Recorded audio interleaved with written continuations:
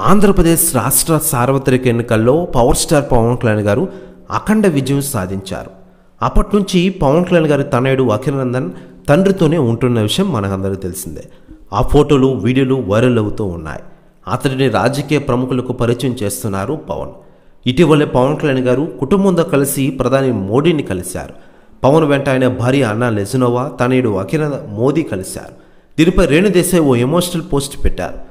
తనకు మొదటి నుంచి బీజేపీ అంటే చాలా అభిమానమని, మోదీ పక్కన తన కుమారుని చూస్తుంటే చాలా ఆనందంగా ఎమోషనల్గా ఉందని దానిని మాటల్లో వర్ణించాలంటూ పోస్ట్ చేశారు. మోడీ గారిని కలిశాక అఖిల తనకు ఫోన్ చేసి తన అనుభూతిని పంచుకున్నానని రాసుకొచ్చారు. మోడీ ఆయన చాలా గొప్ప వ్యక్తి అని, తన చుట్టూ ఓ పాజిటివ్ వైబ్ ఉందని చెప్పాడని పేర్కొన్నారు. పర్సనల్ న్యూస్ కూడా తెగ వైరల్ అయిన విషయం తెలిసిందే.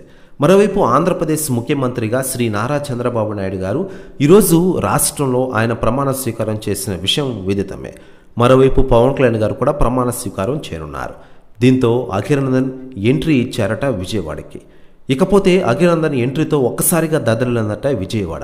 పవన్ కళ్యాణ్ గారి అభిమానులు అఖిలనందన్ చూడడానికి పోటీ పడ్డారట. పర్సనల్ న్యూస్ కూడా తెగ వైరల్ అవుతోంది ఆంధ్రప్రదేశ్ రాష్ట్ర రాజకీయాల్లో.